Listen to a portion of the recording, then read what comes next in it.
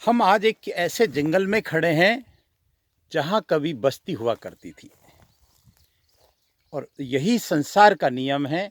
जहाँ आज चमकते दमकते हमको शहर दिखते हैं, वहाँ कभी अतीत में जंगल रहा होगा।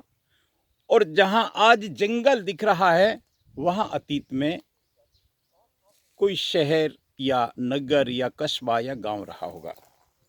ये मेरे घर का पहाड़ है, लेकिन यहाँ आज हमने वैसे कई चीज़ देखी। यहाँ मेरगर की महिमा, झालर वाली गुफा, और यहाँ कृष्ण भारती जी का तपस्या की कहानी और मेरगर बाबा का आशीर्वाद। लेकिन उससे हटके आज हम आपको एक चीज़ बता रहे हैं। वो ये है, जैसा यहाँ के लोगों ने भी बताया और जो दिखाई भी दे रहा है, यहाँ एक बस्ती हुआ करती थी। उस बस्ती में घर थे, उस बस्ती के अंदर मंदिर थे, उस बस्ती के अंदर पानी के जुगाड़ थे, बाव थी, कुएं थे और सब कुछ था, और संत का आशीर्वाद भी था। लेकिन आज यहाँ बस्ती नहीं है। आज यहाँ बस्ती के अवशेष हैं। हम यहाँ देख सकते हैं, यहाँ कुछ ये चुनी हुई दीवार इस बात को बयां कर रही है कि यहाँ बस्ती थी। और पीढ़ी दर पीढ़ी ये सुनने में भी आ रहा है कि 14 गांव की, जिसको कहते हैं जागीर कहेंगे, 12 गांव, सॉरी, हमारे साथ संत हैं। और वैसे ये पूरा संपूर्ण क्षेत्र अपने आप में विहंगम है, बहुत कमाल का है। लेकिन आज हम जिस कमाल की जानकारी आपको दे रहे हैं, और ये इसलिए भी ज़रूरी है कि मैं और मेरा, तू और तेरा में ये संसार चलता है। यहाँ मेरा मेरा करते हुए जीवन निकल जाता है, लेकिन हाथ कुछ नहीं आता।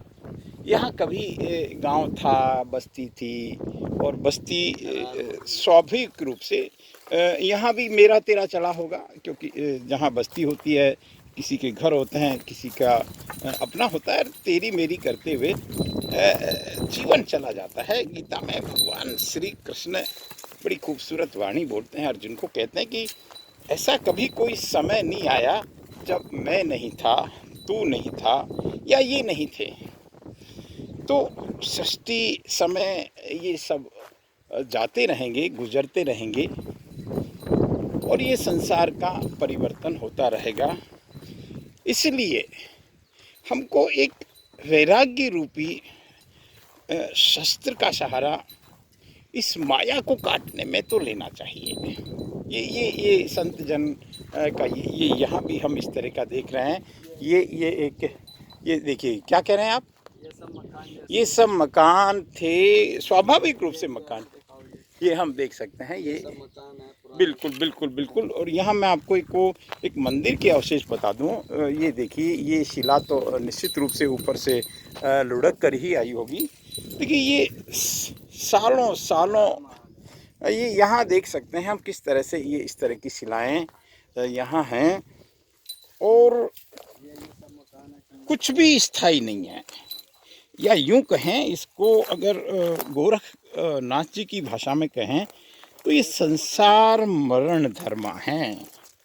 यहाँ हर वस्तु को मिटना होता है। ये देखिए जो चीज़ बनती है ना, उसको बिगड़ना होता है साहब, उसको बिगड़ना होता है। देखिए उस जमाने की जो परंपरा रही होगी, जैसे मकान रहते होंगे, क्योंकि मकानों में वो परंपरा तो कम से कम नहीं थी कि लेट बाथ अटैच कमरे रहते होंगे, शौच दूर होता होगा। ये हम देखते हैं। आज हमारा ये झालर वाली गुफा देखने का एक मानस था, संयोग था। हम वहाँ उधर स्वामी जी का एक शानदार कुटिया भी देख रहे हैं, जो श्री कृष्ण भारती जी महाराज यहाँ हर चौमासे में तपस्या करते हैं। लेकिन आज ये कहानी हमको एक चीज़ समझाती ज़रूर है कि हम अनादिकाल से देखते आए हैं, जीवन का अंतिम सत्य मृत्यु है, और मृत्यु के बाद फिर जीवन की शुरुआत होती है। और इसी जीवन मरण के खेल में युगों युगों बीत जाते हैं, या यूँ कहें कि 84 का जो चक्कर है वो चलता रहता है।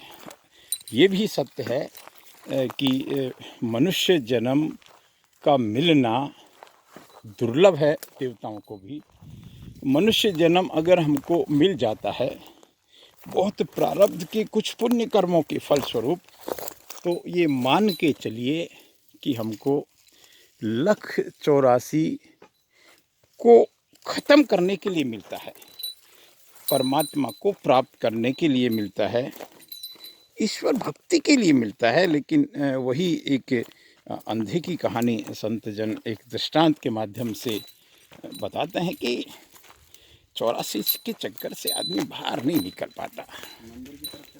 हाँ जी, हाँ जी, हाँ जी, हाँ जी, हाँ जी, हाँ मंदिर भी हम आपको उस मंदिर के खंडर अवशेष बताते हैं, जिसके बताते हैं कि वहाँ कभी जैन मंदिर हुआ करता था। इस तरह के कुछ सांकेतिक दिखाई दे रहे हैं, लेकिन ये पूरा का पूरा एक बस्ती थी साहब।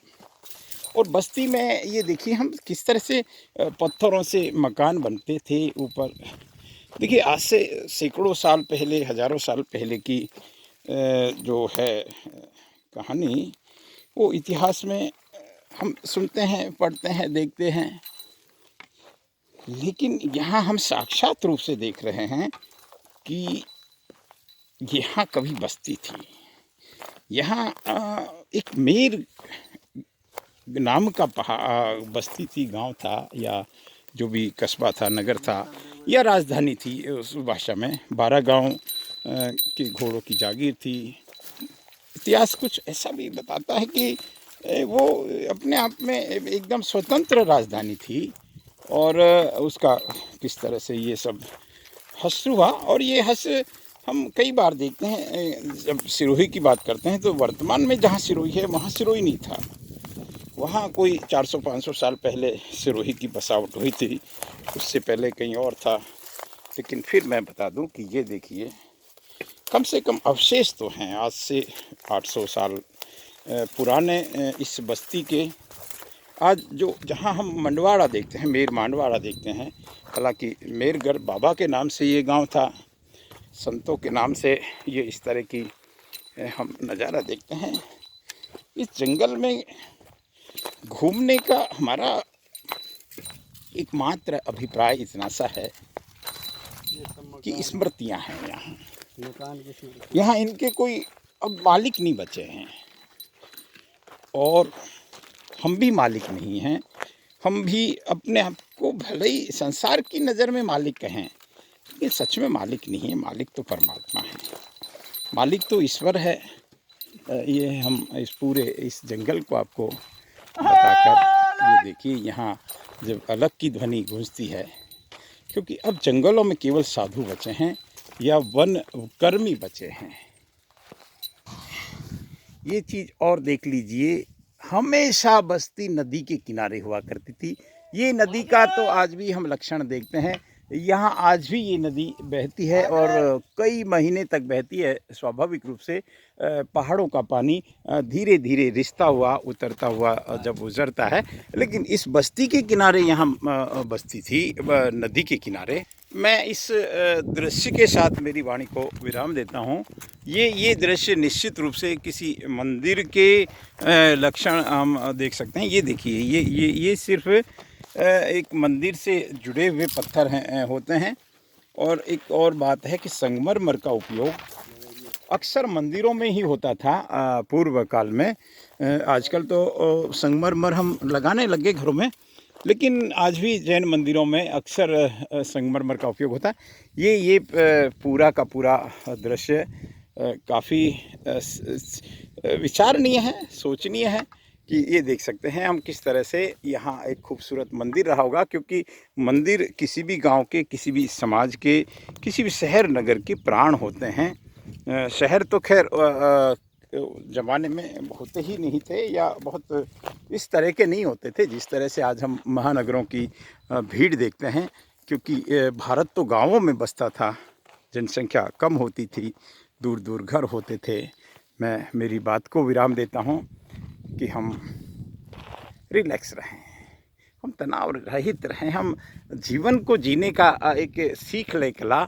नमस्कार, जय मेरगढ़ बाबा, आज के आनंद की जय।